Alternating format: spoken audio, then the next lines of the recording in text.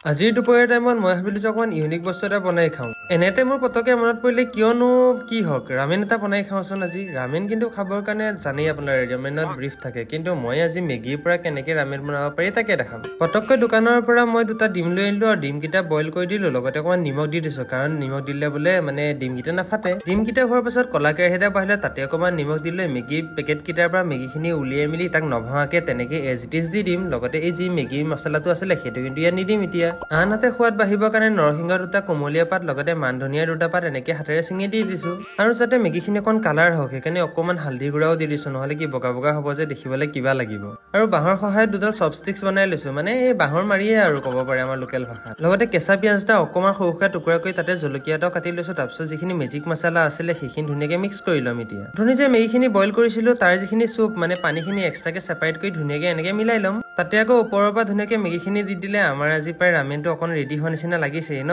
লগতে পিঁয়াজৰ দুটা টুকুৰা দি দিছো বইল ডিম এটা দিছো দেখি কেনেকুৱা লাগিছে ধুনীয়া লাগিছে হয় নহয় সৰুৰ পৰা এনেকে টিভি কাৰ্টুনবোৰত দেখো যে ৰামেন বনাই খাই মোৰো বৰ মন আছিলে কিন্তু কি হ'ব জানেনে মই চপষ্টিকডালৈকে ধৰিব নাজানো আৰে চপষ্টিক যেন তেনে ধৰ আৰু খা আৰু সুমুৱাৰ মুখত মানে ৰখি থাকিব পৰা নাই ইমান দিনৰ পৰা আশাৰ পালি আছিলো আজি পুৰা ধুনীয়াকে বনাই লৈ খালো আপোনালোকে পিছে ট্ৰাই কৰিব নাপাহৰিব দেই মই এতিয়া খাওঁ টাটা বাই বাই আকৌ লগ পাম ভিডিঅ'ত